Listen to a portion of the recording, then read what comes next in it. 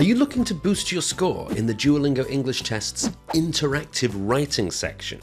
A lot of students tell us that they want to go from a level 90 up to 140 as quickly as possible. So in this video, I'll give you 7 tips to improve your interactive writing answers so that you can get the best score possible when you take the DET.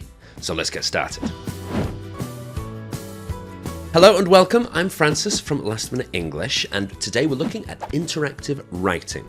Before we get on to our 7 tips, let's just quickly review what interactive writing is all about. So basically, interactive writing is responding to prompts. Prompts means questions, and you'll get 2 prompts in interactive writing. First of all, you'll get a prompt and you'll have to write for 5 minutes. So it might look something like this. It might say, think about a time you've been responsible for organizing something. Describe the experience and the outcome of your organization, including specific details. So you'll write and write and write for 5 minutes, and then you'll get a follow-up question generated by the exam, by the AI.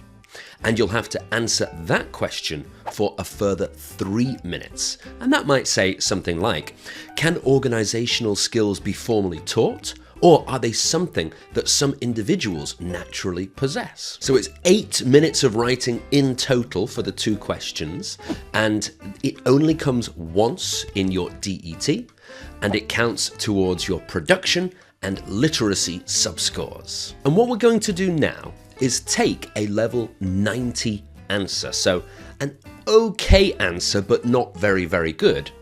We're going to step by step build it into a 140 answer, okay? And it's going to be answering those 2 prompts about organization that we saw just before. So first of all, what I want you to do is to read this level 90 answer. So you can pause the video, we'll put it here on screen, and just read through this answer. See if you can notice any problems, any mistakes, any reasons why it wouldn't be getting a score of 140.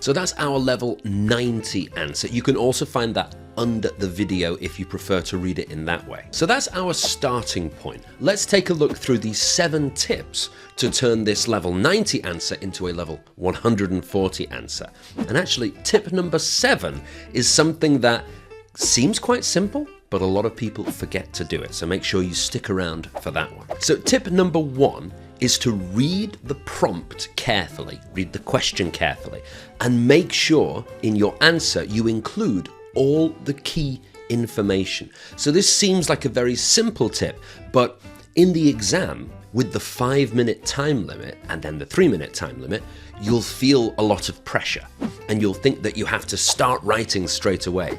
So what a lot of students do is read the first half of the question and start writing.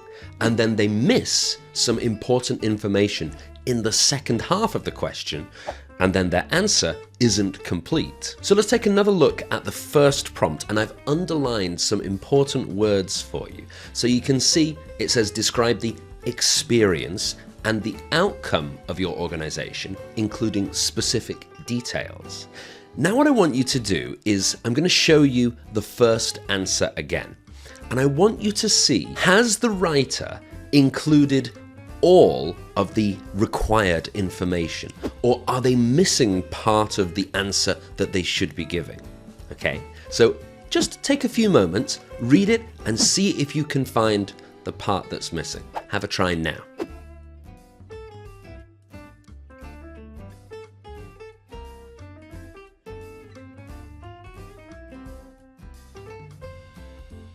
Okay, so which part was missing?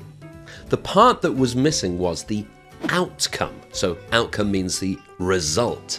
So they talked all about like the details of organizing, but not what happened in the end. So it would have been better if they'd added a little paragraph at the end, something like the one that we're going to add right now. You could say, nevertheless, when the evening of the party came around, I couldn't help but feel very proud. The event was a huge success and everyone told me what a fantastic job I'd done with the organization. So there you go, that's the outcome. And so we're reading the whole question and answering all parts of the question. Tip number 2 is to add linking words to your answer. Linking words can connect the ideas that you have and they make your answer clearer and easier to understand. So these could be contrasting words like despite, however, nevertheless. They could be addition like furthermore, moreover, what's more, or they could be examples like for instance, for example, such as. So now I have a little challenge for you. I want you to read this paragraph from the answer that we've already seen. And you can see some parts have an underlined area with a word missing. Your job is to choose a suitable linking word to go into those spaces. Okay? Pause and have a try now.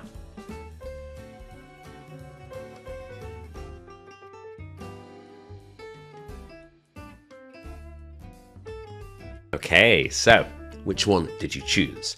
Here's some possible choices. You could say, for the first one, for instance, like for example, for instance, the first caterer I found cancelled. And then the second one, there were also a few guests from overseas. Let's move to tip 3, and tip 3 is using signposting language.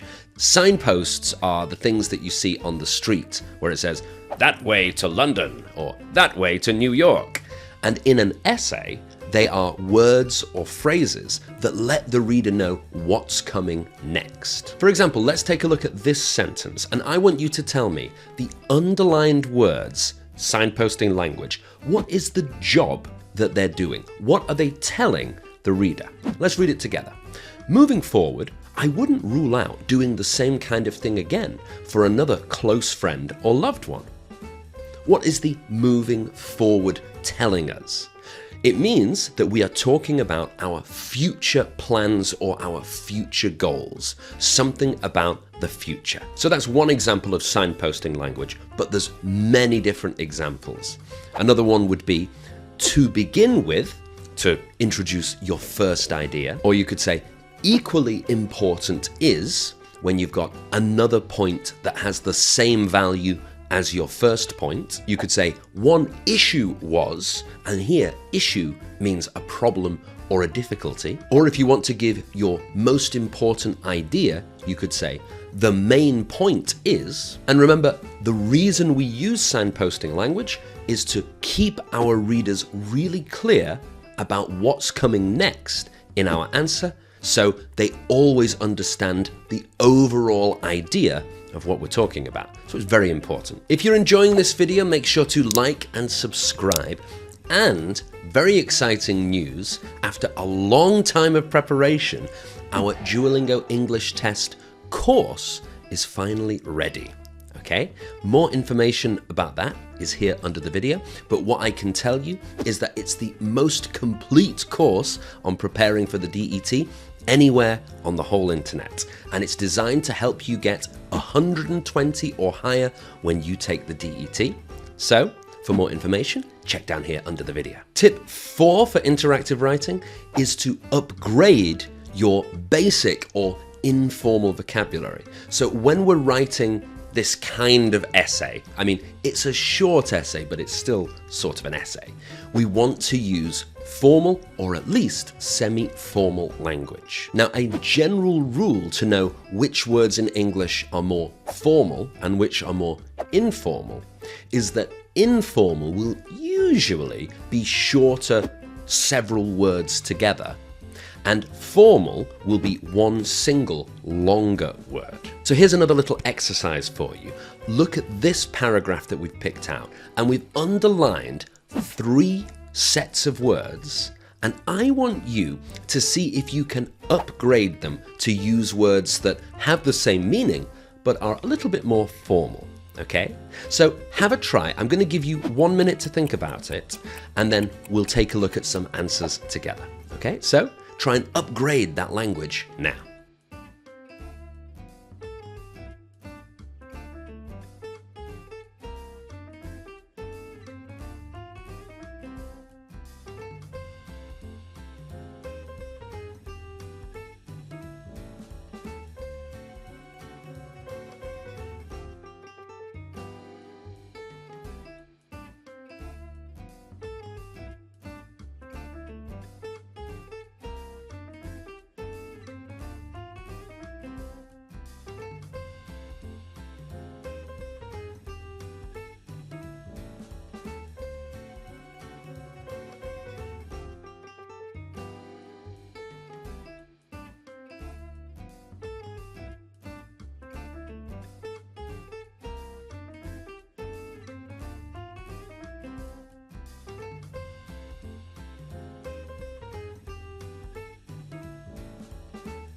Okay, so let's take a look at some possible answers. The first one then, instead of thinking back is okay. And for speaking, it's really fine. But for writing, we could say, when reflecting on. That's a much more formal, much higher level piece of vocabulary.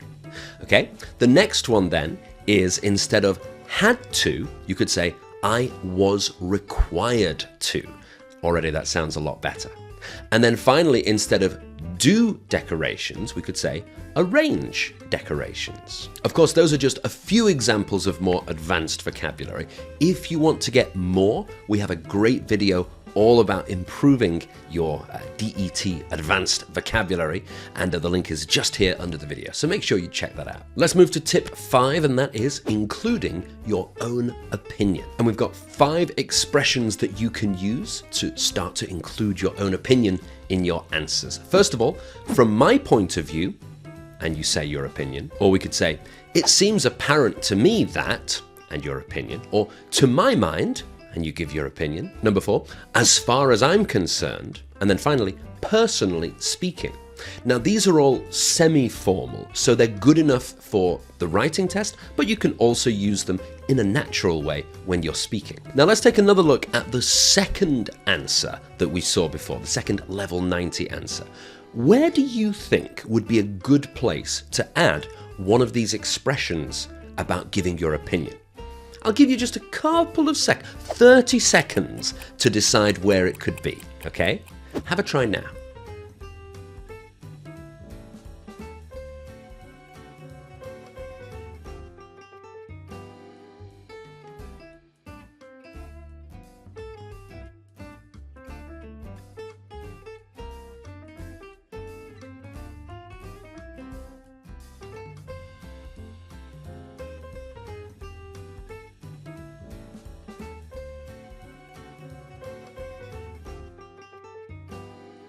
Okay, so where did you choose? I think the best choice would be right at the start. So we could say something like, from my point of view, there are various factors affecting how strong an individual's organizational skills are. Tip number 6 is to include a conclusion. Now, you might be thinking, a conclusion? There's only 5 minutes to write, and the second one, there's only 3 minutes. And it's not a disaster if you don't have time to have a conclusion, but a conclusion is a really nice way to finish any essay, and it doesn't have to be very long.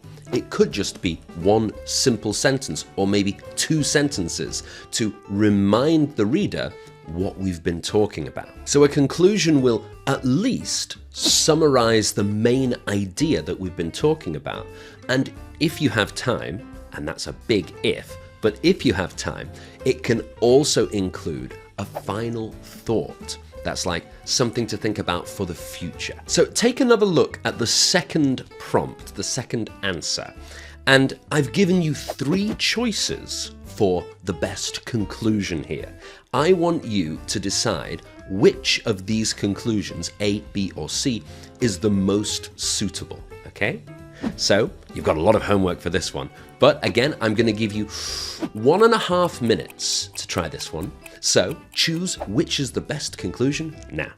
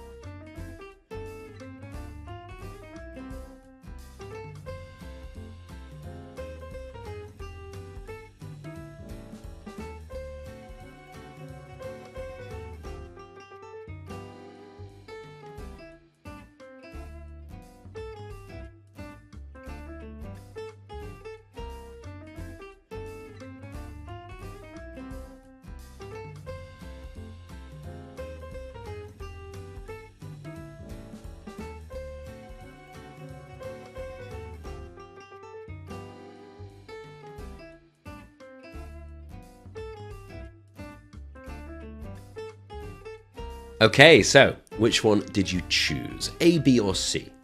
I would say the best one is B. Let's quickly read B together. So it's all in all, I believe there are various ways in which people can become good organizers. And that's our summary of what we've talked about. We've said, okay, some people have to learn, other people have it naturally. Then the second sentence, some gain this ability naturally, while others have to be taught, especially in a work context.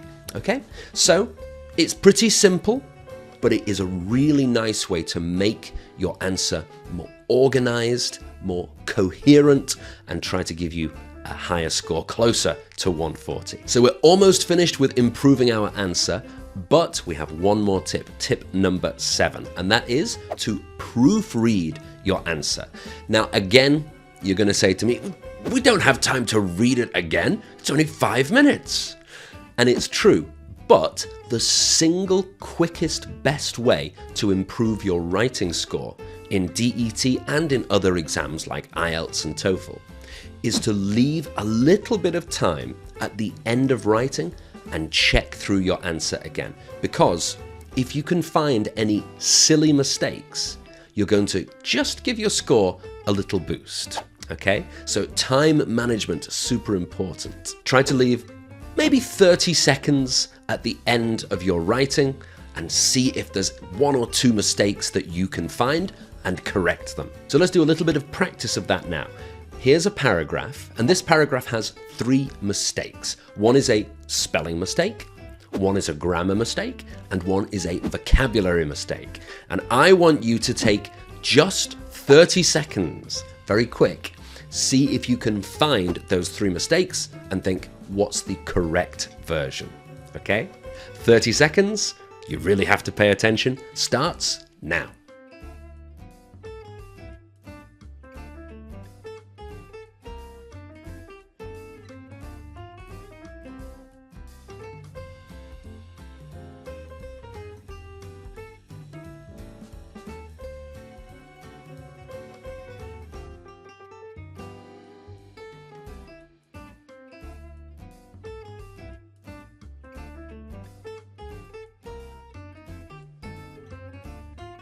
Okay, very good. How many of them did you find? Let's quickly look through. So the spelling mistake was the word impressive. That should have 2 S's. The grammar was should be. We don't say should to be, we say should be. And the vocabulary was taught them. It shouldn't be someone learnt them. That's not right. Someone taught them. So there we go. Those are our 7 tips. 7 ways that you can take your interactive writing score from 90 to 140. So you can see both of those answers in the video description here under the video. Make sure you check out that 140 level answer. It's very good. And also here under the video, remember, you can find the information about our DET course. Everything that you need to get 120 or higher when you take the DET. All of that information's down here. Of course, remember to like and subscribe if you enjoyed this video. I'm Francis from Last Minute English. Thank you for watching. Good luck in your DET. I'll see you next time.